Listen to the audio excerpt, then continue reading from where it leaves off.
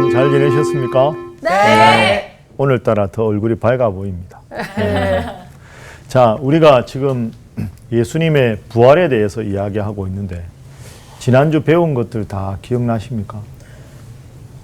네, 벌써 성경을 보고 계시죠. 지난주. 그럼요. 자, 오늘 요한복음 20장 19절부터인데요. 네. 앞에 내용 한번 보겠습니다.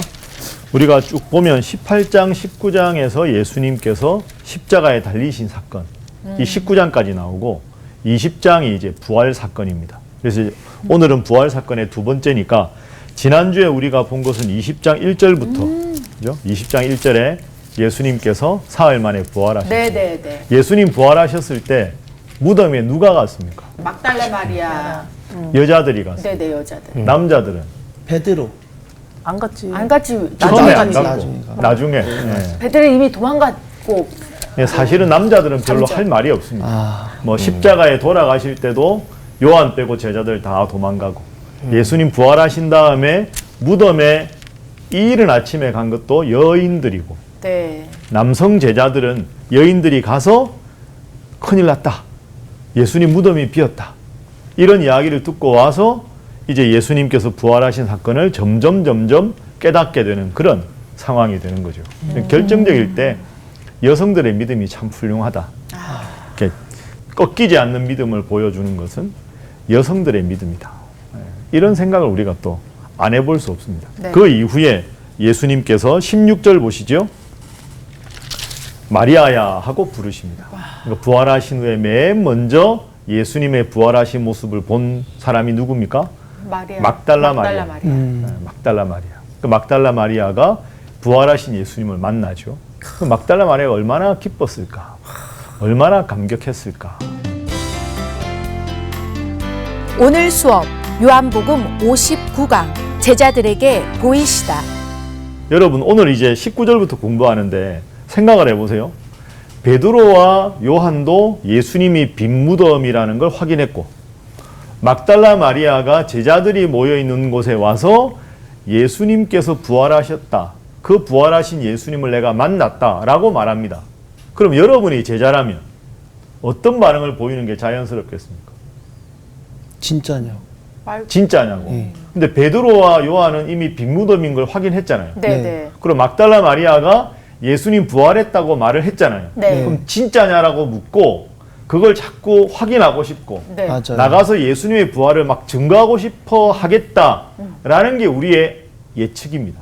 제자들은 그 정도 해야 되지 않습니까? 그쵸. 그런데 오늘 본문은 그렇지 않습니다. 야. 그러니까 부활이라는 사건이 우리는 2000년 지나서 예수님 부활하셨다는 걸 알고 있지만 제자들은 지금까지 사람이 부활한 건 뭐 상상도 못할 일이니까 자 오늘 19절 보십시오.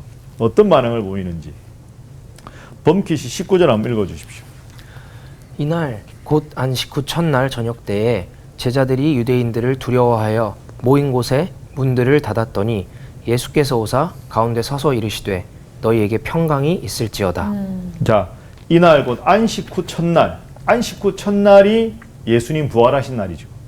그죠? 네. 그 안식 후 첫날에 부활하셨기 때문에 우리가 지금 안식 후 첫날 부활하신 날을 주일로 지키는 거예요.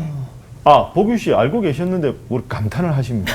또 새로 알게 돼가지고 또. 아 그래요? 네, 그러니까 또 이게 이제 기억이 새로 났어요. 네. 성경을 우리가 잘 이해해야 되는데 우리가 가끔 이제 착각하는 게 성경대로라는 말이 문자 그대로가 아니거든요. 이렇게 생각하면 분명히 구약에 보면 하나님이 안식일을 기억하여 거룩하게 지키라. 안식일을 지키라고 말씀하셨는데 우리는 지금 엄밀하게 말하면 안식일 다음 날 주일날 예배를 드리느냐 그 근거가 19절입니다. 안식 후 첫날 예수님이 부활하셨기 때문에 이거 엄청 중요한데 주일을 지키는 이유 첫 번째 예수님의 부활 왜 예수님이 부활하신 날이냐 하면 우리가 예수님 믿어 구원받는다라고 말하잖아요. 그런데 예수님을 믿어서 구원받는 이유가 뭡니까? 예수님은 단순한 인간이 아니라 곧 인간이면서 신, 하나님이시기 때문에. 그러니까 예수님이 부활했다는 건 예수님은 인간이면서 동시에 하나님, 신이시다라는 걸 증명하는 가장 정확한 사건이 부활이지요. 예수님의 부활이 없다면 기독교 신앙은 헛것입니다. 고린도전서 15장에 보면 사도 바울이 그렇게 말을 하거든요. 네. 그러니까 우리는 예수님을 구원자로 믿는 이유가 예수님의 부활 때문이다.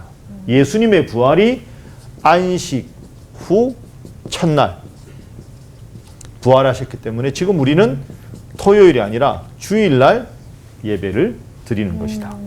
그리고 성경을 자세히 읽어보면 초대교회 때부터 이미 안식 후 첫날에 모여서 예배를 드렸다는 기록이 여러 군데 나옵니다.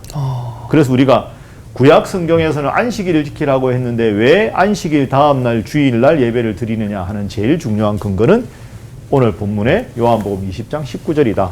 예.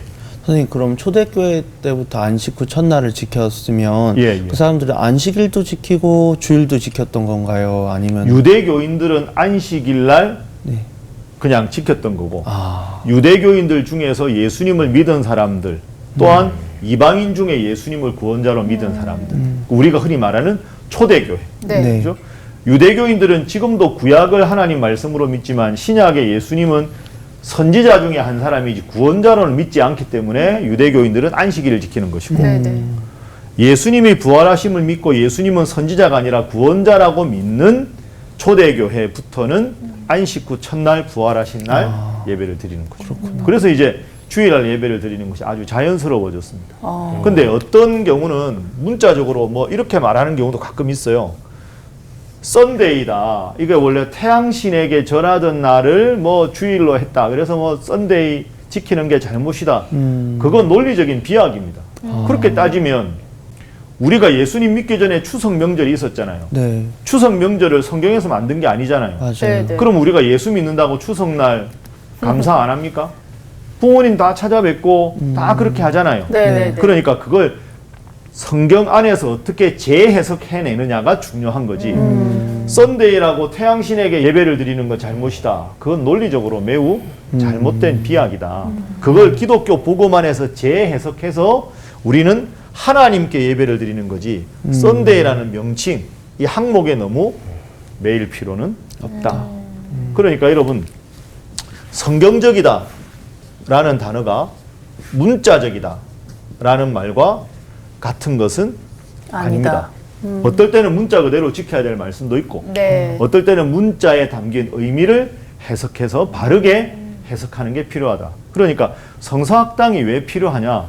혼자 성경을 읽어서 오해하거나 잘못 이해할 수 있는 것을 바르게 해석하는 시간이 성서학당 시간이다 하는 거죠. 사도 바울이 서신서를 쓰면서 로마서 16장에 보면 누구누구에게 문안하라, 누구누구에게 문안하라 이렇게 이야기할 때 거룩하게 입맞춤으로 서로 문안하라 이렇게 말합니다. 성경 말씀이니까 아멘 해야 되잖아요. 네. 네. 거룩하게 입맞춤으로 서로 문안하라. 그럼 문자 그대로 입맞춤으로 문안하라. 성경적으로 삽시다. 하고 주일날 만나는 분들마다 입맞춤하면 입술이 달아 없어지겠네요, 정말. 당황스럽겠죠. 네. 그러니까 이게 문자적이라는 말은 거룩하게 입맞춤으로 문안하라는 말은 주님 안에서 형제자매로 서로를 대하라. 그게 우리 문화 형식에는 악수가 될 수도 있고 권사님들 만나면 손 서로 권사님들 꼭 붙잡고 네. 아니면 젊은 세대기 왔으면 딸인 것처럼 안아도 주고 그게 주님의 사랑을 서로 나누는 교회 공동체 성도들끼리 아름다운 교제를 나누자는 거지 입맞춤 하라고 했다고 입맞춤 한다. 이건 잘못된 것이다. 그래서 성경적이라는 말이 때로는 문자적으로 때로는 문자 속에 담긴 바른 이해가 필요한데 그런 것들을 구분해내는 것은 그 어떻게 가능합니까? 가능한 방법 하나입니다. 자주 읽고 바르게 배우면 됩니다. 네. 성서학당을 열심히 하면 된다. 이게 결론이 되는 와. 거죠. 자, 19절이 중요하니까요. 좀 더 보겠습니다. 안식 후 첫날 저녁 때 제자들이 유대인들을 두려워하여 모였다. 왜 두려워했을까요? 예수님 막 죽이고. 그렇죠. 네. 그러니까 유대인들이 예수님을 죽였잖아요. 네. 종교 지도자들이. 그러니까 야 이거 선생님도 죽인 저 사람들, 대제사장들, 서기관, 바리새인 저 사람들이 로마의 빌라도에게 압력을 행사해서 빌라도가 결국 사형 언도를 해서 예수님 십자가에 죽게 만들었는데 선생님도 모함해서 죽였는데 야 우리 죽이면 어떡하냐 큰일 났다. 그래서 지금 두려워해서 모인 곳에 문들을 다 닫은 겁니다. 야. 문 열어놓으면 누가 들어올까봐 꼭꼭 닫고 아마 숨죽이면서 야 이거 어떡하냐. 야 우리 나가면 이제 잡혀 죽는 거 아니야? 야 이대로 있어야 돼? 아, 그럼 어딜 나가냐? 나가다가 들키면 어떡해? 막 자기들끼리 의견이 분분한데 막 괴로워하면서 답답해하고 있는 그런 상황이 된 겁니다. 자 그러면 다시 첫 질문으로 돌아가서 베드로와 요한은 예수님의 빈무덤을 확인했고 네. 막달라 마리아가 예수님의 부활하신 모습을 보았다고 했지만 이들은 여전히 지금 문을 닫고 두려워하고 있습니다. 그러니까 제자들의 불신앙. 네. 이름은 제자지만 제자답지 않은 모습. 자, 그 상황에서 예수님이 오십니다. 예수께서 오사 가운데 서서 이르시되 예수님 뭐라고 말씀하십니까? 너희에게 평강이 있을지어다. 너희에게 평강이 있을지어다. 뒤에 보면 또 평강이 있을지어다가 계속 나옵니다. 네. 오늘 본문에 3번 나오거든요. 여러분은 예수님이라고 한번 좀 발칙한 상상으로 네. 제자들은 막 무서워서 벌벌벌벌 떨고 큰일 났다 그러고 있는데 여러분이 예수님이다 딱 나타나셨다. 제자들에게 첫 마디를 뭘로 하실 것 같습니까, 여러분이? 너 왜 그렇게 가르쳤는데 네. 아직도 그걸 믿지도 못하고 막 이렇게 막 뭐라 했겠죠. 네. 범키 씨는 어떻게 했을 것 같습니까? 아유 한심한 녀석들아. 한심한 녀석. 예. 그러니까. 수지 씨는 서운 서운하다. 네. 성병. 어떻게 다 도망가냐 이놈들. 예. 야, 그리고 어떻게 또 지금도 이러고 있냐? 보규 씨는 어떻게 근데 했어요? 저도 수지 누님이랑 비슷하게 서운할 것 같습니다. 서운할 것 같죠. 네. 근데 예수님 뭐라고 하셨습니까? 너희에게 평강이 있을지. 지금 19절에 이렇게 말씀하시고 21절에도 평강이 있을지어다. 26절에도 평강이 있을지어다. 예수님은 계속 3번이나 평강을 말씀하십니다. 평강. 평강하고 같은 단어가 성경에서 다른 본문에는 평안. 같은 단어입니다. 이게 구약 성경에 쓰여진 히브리어로 뭘까요? 히브리어로 많이 들어보신 말인데. 샬롬. 그렇죠. 히브리어로는 샬롬. 신약 성경에 쓰여진 헬라어로는 에이레네. 에이레네. 많이 들어보셨죠? 네네. 그 보통 찬양대 이름 보면 뭐 샬롬 찬양대도 있고 맞아요. 에이레네 중창단 네. 뭐 이런 거 많거든요. 이게 샬롬 에이레네가 우리말로 평강 또는 평안입니다. 그 예수님께서 나타나셔서 네 분이 다 말씀하셨지만 섭섭할 수도 있고 화가 날 법도 한데 너희에게 평강이 있을지어다 라고 아주 편하게 이렇게 말씀하셨습니다. 어떻게 이러실 수가 있었을까? 그러니까요. 그죠? 네. 여러분 어떻게 생각하십니까? 이 질문에 대해서. 진짜 예수님은 제자들을 엄청 사랑하셨구나 같은. 아, 제자들을 사랑하셨다. 네, 그냥 어차피 그럴 걸 알고 계셔서. 알고도 있었고 이미 기대를 안 하고 있었어요. 아, 기대를 안 하고 있었다. 네, 아예 그냥 기대 안 하고 내려놓고 있으면 예. 그냥 그러려니 하게 되잖아요. 그 성경적으로 보면 예수님께서 지금 부활하셨잖아요. 부활하시기 전에 십자가에 돌아가셨죠. 십자가에서 7마디 말씀을 하셨습니다. 네. 네. 가상칠언. 네. 첫 번째가 뭐였습니까? 네 어머니다. 어머니 그거는 세 번째. 아, 내가 세 번째. 첫 번째. 첫 번째는 아버지여 저들의 죄를 사하여 주옵소서. 저들은 자신의 하는 일을 알지 못합니다. 용서를 말씀하셨어요. 용서. 그 다음에 낙원에 있으리라. 세 번째 여자의 보소서 아들이니라 보라 내 어머니라. 네 번째 엘리엘리라마 사박다니. 다섯 번째 목마르다. 여섯 번째 다 이루었다. 일곱 번째 내 영혼을 아버지 손에. 그렇게 되거든요. 용서입니다. 용서. 그러니까 예수님은 이미 십자가에 달려 돌아가실 때 여기에 지금 예수님을 못 박는 그 로마 병정들, 유대 종교 지도자들, 빌라도, 그리고 다 도망간 제자들까지 이미 다 용서하신 거죠. 그러니까 용서의 범위에 제자들이 포함되어 있는 겁니다. 그러니 이미 다 용서하셨으니까 너희에게 평안이 있을지어다. 이렇게 말씀하실 수가 있었던 거죠. 그러니까 예수님 마음에는 미움이 없었던 겁니다. 이게 정말 대단한 경지지만 오늘 우리가 또 도전해야 하는, 기도하고 노력해야 되는 그런 것 아닙니까? 맞아요. 여러분은 이 용서하지 못한 사람이 지금도 있으신가요? 라고 물으면 대답하기가 어렵지 않습니까? 내가 누군가를 용서했는가? 지금도 용서하지 못하고 있는가? 제가 보니까 두 가지를 딱 보면 됩니다. 내가 용서한 것도 같고 용서 못한 것도 같은데, 첫 번째, 미워하면 그 사람을 정죄하게 됩니다. 근데 같은 걸로요, 이 감정이잖아요. 미운 감정이 아니라 사랑의 감정이 있으면 그 사람의 잘못에 대해서 안타까워하게 됩니다. 그렇죠. 그러니까 내 마음속에 그를 정죄하고 있으면 용서하지 못한 것이고, 네. 그를 향한 안타까움이 있으면 사랑하는 겁니다. 그리고 안타까움은 뭘로 연결되느냐? 기도로 연결됩니다. 그렇죠. 맞아. 그렇죠? 내가 누군가가 딱 떠올랐는데 나한테 서운하게 했던 것, 섭섭하게 했던 것만 생각나고 막 미움과 정죄감이 생기고, 그를 위해서는 결코 기도할 수 없다. 이건 내가 여전히 용서 못한 겁니다. 그러니까 사랑, 안타까움, 기도 이렇게 연결되는, 내가 지금 1번인가 2번인가를 잘 보아야 합니다. 그 용서가 정말 어려운 건데요.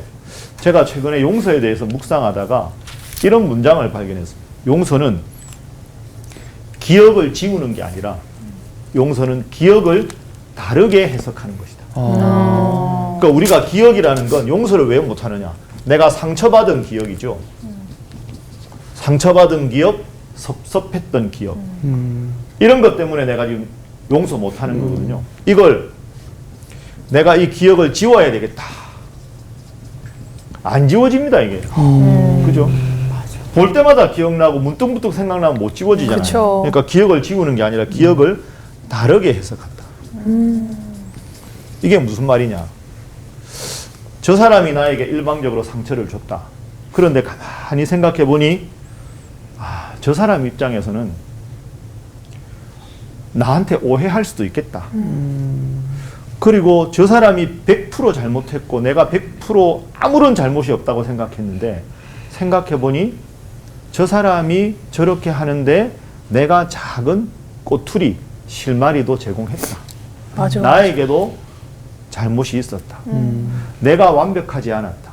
그러니까 상처받은 기억을 다르게 해석하면서, 저럴 수도 있겠거니 나도 부족함이 있었다라고 그 사건을 새롭게 해석할 수 있는 것, 다른 관점에서 보아야 용서가 가능합니다. 네. 이게 성숙한 성도가 되겠죠. 기억은 잘 안 지워집니다. 한참 지나야 지워지는 거죠. 제가 최근에 아주 감명 깊게 본 드라마가 있는데요. 그 드라마의 그 대사 중에 이런 대사가 있습니다. 세월이 지나면 기억은 수채화처럼 퍼진다. 이게 연결시키면, 세월이 지나면 수채화는 이렇게 물 묻혀서 이렇게 하면 좀 퍼지잖아요. 네네. 경계가 분명하지 않잖아요. 네네. 선, 악, 의, 불의, 나쁜 사람, 착한 사람, 이렇게 명확하게 해서 나만 억울하고 나만 당하고 나만 섭섭한 것 같았는데, 수채화가 이렇게 점점 흐려져서 이렇게 물 묻어서 이렇게 영역이 흐릿해지는 것처럼, 저 사람이 100% 잘못했다고 생각했는데 가만히 생각해 보니 나의 부족함도 한몫을 했다. 나도 저런 상황이면 저럴 수도 있겠거니 라면서 조금씩 마음의 여유를 찾아가는 것. 그러니까 용서는 단회적인 사건이 아니고요, 점진적인 과정입니다. 그리고 이 용서가 가능하려면 주님께서 마음을 주셔야 용서할 수 있습니다. 우리의 적은 영적인 그릇으로 어떻게 용서할 수 있겠습니까? 네. 그러니까 이런 관점에서 용서를 바라보고, 나는 왜 주님을 믿는데 아직 용서하지 못했을까가 아니라, 주님, 용서하고 싶은데 여전히 부족한 것이 제 모습입니다. 주님이 저에게 용서의 마음을 주시고 사랑의 마음을 주시고 기억을 다르게 해석할 수 있는 마음의 여유와 깨달음을 허락해 주십시오 하면서 나도 모르게 점점 용서를 해나가면서 성숙한 그런 존재가 되어가는 것. 제자들이 참 한심한데 예수님께서 제자들을 보시고 너희에게 평강이 있을지어다. 좀 이따가 또 평강이 있을지어다. 또 평강이 있을지어다. 3번 말씀하신 이 용서와 평강의 관계를 우리가 19절 통해서 한번 깊이 생각해 볼 수가 있습니다. 자, 계속 볼까요? 20절. 자, 보규 씨 한번 읽어주십시오.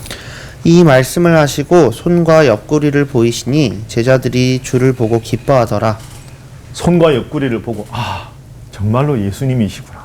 이제 실감을 한 거죠. 두려워하다가 기뻐했습니다. 어떻게 보면 철없는 제자들이지만 그래도 예수님 마다하지 않으시고 야, 나 봐라. 손 봐라. 그 다음에 옆구리도 봐라. 야, 진짜 주님이시다. 진짜 부활하셨나 봐. 부활하셨습니다. 이게 아니라 어머, 진짜 부활하셨나 봐. 아직 이런 단계. 그게 20절입니다. 자, 21절 수지 씨 읽어주십시오. 예수께서 또 이르시되 너희에게 평강이 있을지어다. 아버지께서 나를 보내신 것 같이 나도 너희를 보내노라. 자, 예수님께서 평강을 말씀하신 다음에 아버지 하나님이 나를 보내신 것처럼 나도 너희를 보낸다. 여러분, 보낼 만큼 믿음이 충분하지 않잖아요. 아직은. 지금까지 막 두려워했는데. 그러니까 성령께서 함께 하셔서 이들이 위대한 하나님의 제자, 예수님의 참 제자로 변할 무한한 가능성을 보시고 이들을 먼저 파송하겠다고 믿어주신 거죠. 그러니까 믿을 만한 자격이 있어서 믿으신 게 아니라 부족함에도 불구하고 믿어주신 예수님입니다. 저는 교회에서 목회하면서 이 21절도 참 도전이 많이 됩니다. 아직까지 부족한데가 아니라 부족하니까 기도하고 맡기면 그 부족함을 채워가는 성도들의 모습을 이렇게 보면 참 예수님 대단하시다. 야, 내가 너희들 보내려고 했는데 안 되겠다. 싹수가 노랗다. 어떻게 한 명도 내 마음에 드는 제자가 없냐. 이럴 법하신데 평강이 있을지어다 하고는 아버지가 나를 보내셨다. 나도 너희를 보내겠다. 제자들이 이 말을 듣고 감사하기도 하고 죄송하기도 했을 것 같아요. 자격이 안 됐는데 그래도 성령께서 너희와 함께 하시면 너희가 위대한 내 제자가 될 것이다. 그러니 예수님 부활하신 다음에 지금 부정적인 표현이 전혀 없습니다. 평강, 보내겠다, 두려움이 아니라 기쁨. 이렇게 쭉 말씀하시죠. 22절. 이 말씀을 하시고 그들을 향하사 숨을 내쉬며 이르시되 성령을 받으라. 너희가 누구의 죄든지 사하면 사하여질 것이요 누구의 죄든지 그대로 두면 그대로 있으리라 하시니라. 성령을 받으라. 자, 숨을 내쉬며 이르시되 성령을 받으라 이렇게 말씀하셨는데요. 여러분, 이 구절은 구약의 최초의 사건과 연결됩니다. 창세기 2장 7절 한번 찾아가 보십시오. 숨을 불어넣어서 그러는데. 그렇죠. 예, 윤정 씨가 한번 창세기 2장 7절 읽어주십시오. 네. 여호와 하나님이 땅의 흙으로 사람을 지으시고 생기를 그 코에 불어 넣으시니 사람이 생명이 되니라. 자, 창세기 2장 7절에 여호와 하나님께서 생기를 코에 불어넣으셔서 사람이 생명체가 되었다. 그러니까 천지 창조하시고 사람을 창조하셨다. 그런데 이 표현이 이제 오늘 본문으로 넘어가면 20장 22절에 예수님께서 숨을 내쉬며 이르시되 성령을 받으라. 그러니까 최초의 인간을 하나님께서 창조하시고 이제는 교회의 지도자, 새로운 영적인 사람으로 예수님의 부활을 증거할 수 있는 새로운 존재의 창조를 이 본문에서 말씀하시는 거죠. 그리고는 성령을 받으라. 너희가 누구의 죄든지 사하면 사해질 것이요 누구의 죄든지 그대로 두면 그대로 있으리라. 그러면 이렇게 되는 겁니다. 예수님을 만났다. 그리고 기뻐했다. 그죠? 예수님께서 성령을 받으라. 성령을 받아서 예수님의 사도, 진정한 제자의 모습을 가져라. 그리고 이들에게 부여하신 것이 죄사함이라는 걸 말씀하셨습니다. 죄사함. 그러니까 예수님 만나면 마음에 기쁨이 있고 이것은 예수님께서 마음의 주인이시다. 마음에 예수님을 주인으로 모시면 평강한 상태가 된다.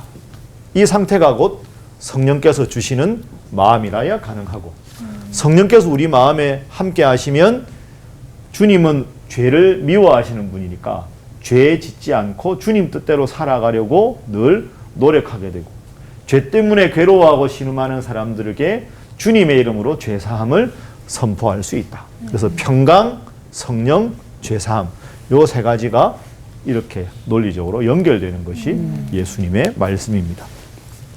자, 이 사건은 사도행전 2장 넘어가서 오순절 마가의 다락방에 가서 이제 성령 충만해서 베드로가 죄사함의 말씀을 선포하고 3,000명이나 하루에 예수님께 돌아오는 사건으로 연결되기 때문에 사도행전 다음에 공부할 때 그때 좀 더 자세히 보도록 하겠습니다. 24절부터는 이제 장면이 좀 바뀌죠. 자, 누가 나옵니까? 제자들. 도마가 나옵니다. 네. 도마 좋아하십니까? 네. 도마 뭐 인간적이죠. 인간적이죠. 나 같으니까. 아, 윤정 씨 같으시다고. 뭐 그럴 수도 있으니까 제가 만약에 도마였어도 그렇게 예. 했을 수도 있겠다는 생각이 들어요. 그러면 도마의 마음으로 네. 24절 한번 읽어보십시오. 12제자 중에 하나로서 디두모라 불리는 도마는 예수께서 오셨을 때에 함께 있지 아니한지라. 디두모라 불리는 도마. 디두모가 헬라어로 쌍둥이라는 뜻입니다. 그러니까 도마가 실제로 쌍둥이였습니다. 오. 이게 이란성 쌍둥이인지 일란성 쌍둥이인지는 안 나옵니다. 그리고 도마의 쌍둥이 누가 있었을 거 아닙니까? 네네. 그분에 대한 그 사람에 대한 것도 성경에 안 나옵니다. 네. 근데 디두모라는 것 자체가 쌍둥이라는 뜻이기 때문에 도마가 쌍둥이다. 이렇게 우리가 볼 수 있습니다. 그런데 도마가 말합니다. 도마가 뭐라고 말하느냐? 윤정 씨가 25절도 읽어주십시오. 네. 다른 제자들이 그에게 이르되 우리가 주를 보았노라 하니 도마가 이르되 내가 그의 손에 못자국을 보며 내 손가락을 그 못자국에 넣으며 내 손을 그 옆구리에 넣어보지 않고는 믿지 아니하겠노라 하니라. 도마는 마음에 뭘 못 담아둡니다. 그죠? 뭔가 좀 딱 자기 생각이 있으면 바로 그걸 겉으로 표현을 해야 직성이 풀리는 이런 스타일 아닙니까? 딱 분위기 보고 난 안 믿어지는데 이래도 그냥 가만히 대부분 있는데 도마는 아주 당당하게 25절에 나 못 믿겠다. 근데 분명히 만나가지고 한번 확인해 봐야지. 난 그전에 못 믿어. 이렇게 말합니다. 도마 같은 사람도 많이 있죠. 그렇죠. 예수님 제자 중에 도마가 있다는 것은 위로가 되지 않습니까? 맞아요. 그죠? 안 싫어요. 도마가 때로는 아주 저돌적이기도 합니다. 예를 들어서 앞에 본문 한번 볼까요? 요한복음 11장 16절 한번 보십시오.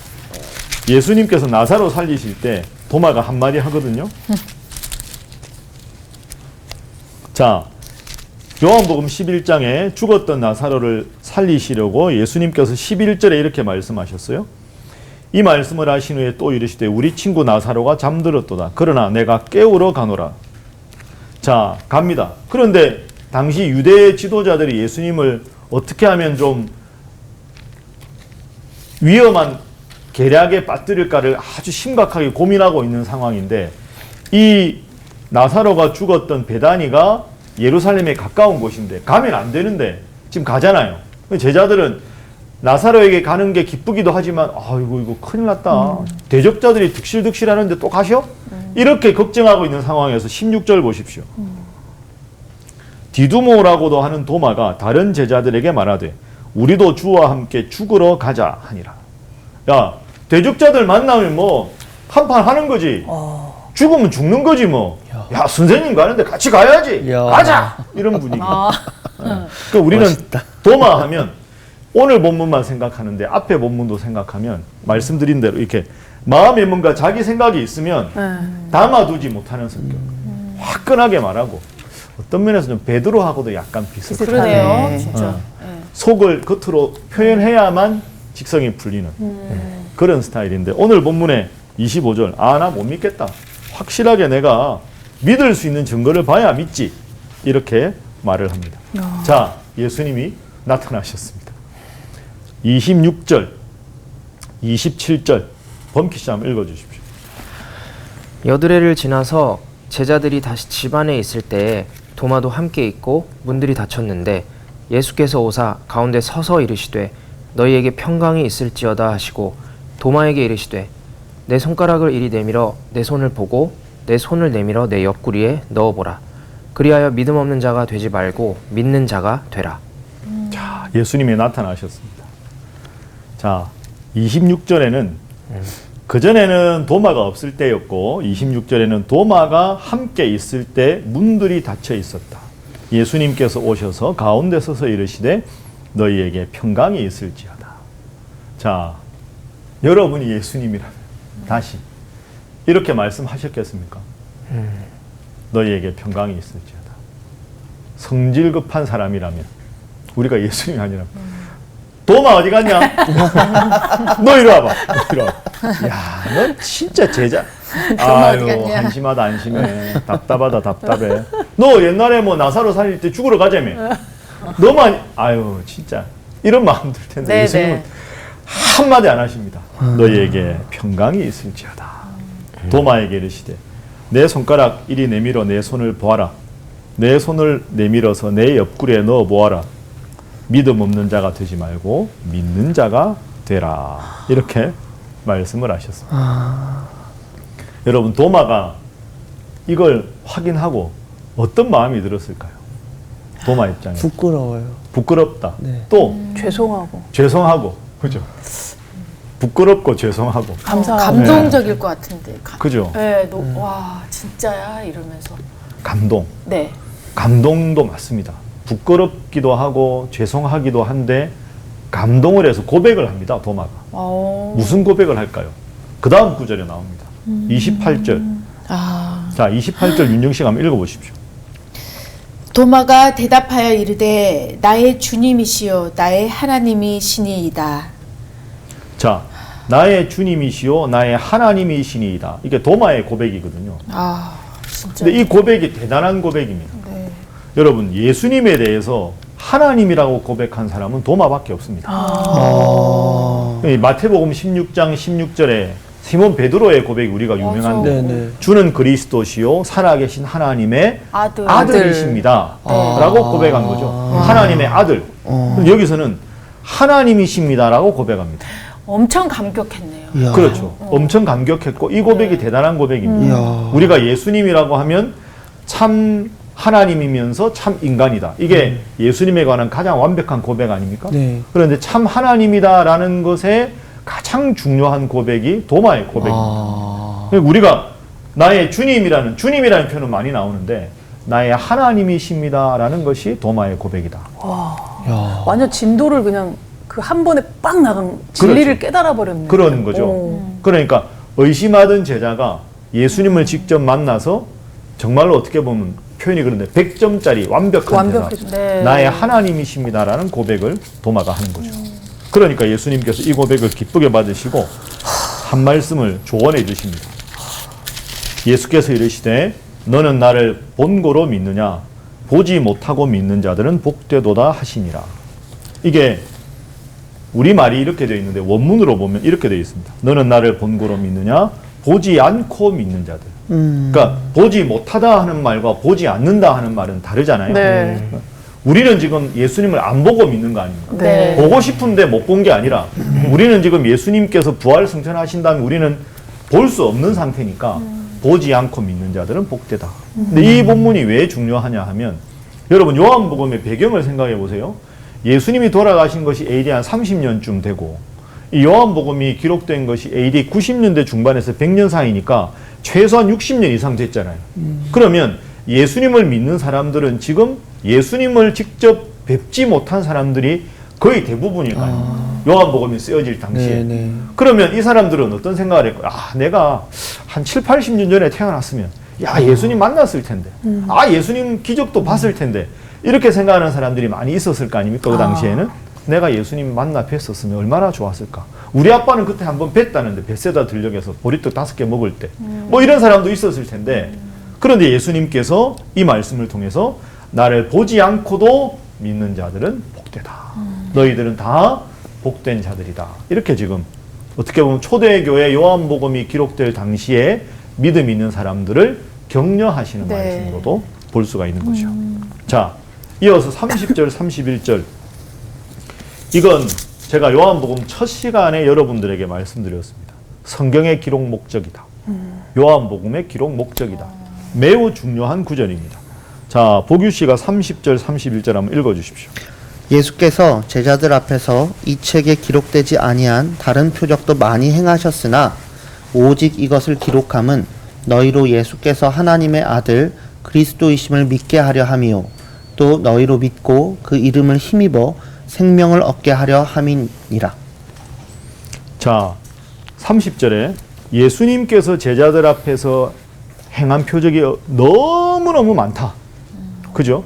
너무너무 많은 말씀을 하셨고 너무너무 많은 표적을 행하셨는데, 그러면 왜 요한복음은 그 많고 많은 기사 중에, 그 많고 많은 기적 중에 왜 요한복음을 딱 21장 그 많은 것 중에서 이렇게 선별해서 이렇게 말씀을 기록한 목적이 뭘까?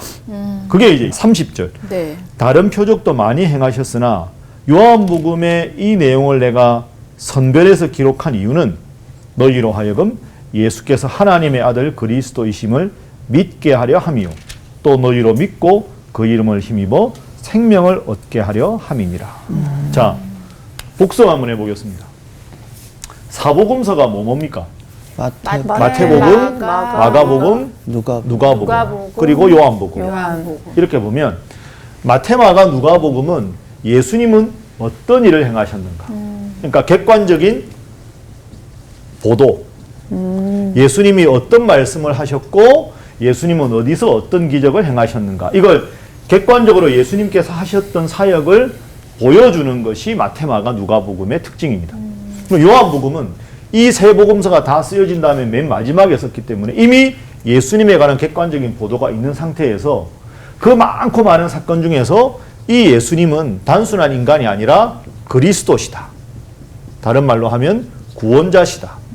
이분을 믿어야 구원, 곧 영생을 얻게 된다. 예수님이 하나님의 아들 그리스도이심을 잘 드러낼 수 있는 사건, 말씀, 이런 것들을 선별한 게 요한복음이다.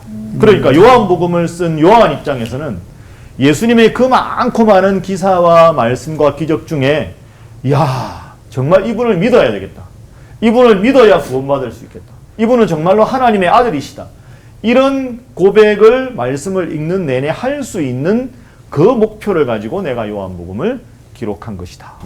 그러면 성경을 잘 읽는다는 말은 성경을 읽으면 읽을수록 예수님을 나의 구원자로 믿게 되고 예수님을 보내주신 하나님에 대해서 감사하는 마음을 가지고 매일매일 살아갈 때 성령의 충만한 역사 가운데 살아가려고 하는 것, 그게 성경을 잘 읽는 것이다. 네. 그러니까 그냥 성경을 쭉 지식적으로만 읽어가는 것은, 성경을 읽어서 지식은 많이 쌓였으나 바르게 읽은 것은 아니다. 그러니 성경을 읽으면 읽을수록 31절 말씀처럼 예수님께서 하나님의 아들 그리스도이심을 믿고 예수님을 구원자로 믿어서 영생의 분명한 소망을 가지고 살아가는 것, 그것이 요한복음의 기록 목적이고 성경의 기록 목적이다. 그래서 한 주간도 예수님께서 나의 구원자시다 하는 이 31절의 믿음의 고백으로 어렵고 힘든 그런 일 속에서도 늘 주님 주신 영생의 소망을 품고 날마다 기쁘게 감사하며 살아가는 여러분들이 되시기 바랍니다. 자, 오늘 강의는 여기까지 하겠습니다. 수고 많으셨습니다. 감사합니다. 감사합니다. 너무 감동. 그러니까요. 아니 예수님은 단수가 얼마나 우리랑 많이 차이가 나면 그 와중에 제자들이 거기서 떨고 있는데 평강을 주시고 나는 그 정신을 진짜 깨닫고 싶고 본받고 싶고 그리고 도마가 예수님의 그거를 딱 만져보고선 이 사람이 확 변한 게 사실은 우리도 은혜 받았을 때 그런 것 같아요. 그냥 하나님 만난 이후에 인생이 확 바뀌잖아요. 그치? 마음이. 그래서 보면서 예수님을 내가 사랑하는 게 너무 좋다는 생각이 들었어요. 저는 예수님이 제자들한테 평강이 있을지어다라고 여러 번 말씀하셨잖아요. 근데 그게 지금 저한테 하시는 말씀처럼 굉장히 위로가 되잖아요. 우리가 살아가면서 진짜 눈에 보이는 현실 앞에서 굉장히 두려울 때가 많아요, 사실은. 근데 오늘 이 말씀이 진짜 예수님이 직접 저한테 평강해라. 너의 뒤에는 항상 내가 있다라는 맞아. 그렇게 정말 든든하게 느껴지는 순간이었어요. 눈물 난다.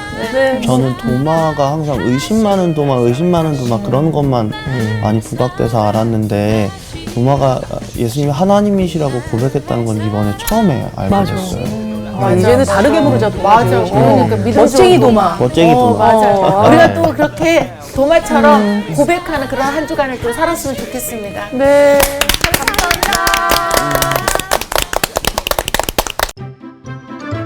이번 주 퀴즈입니다.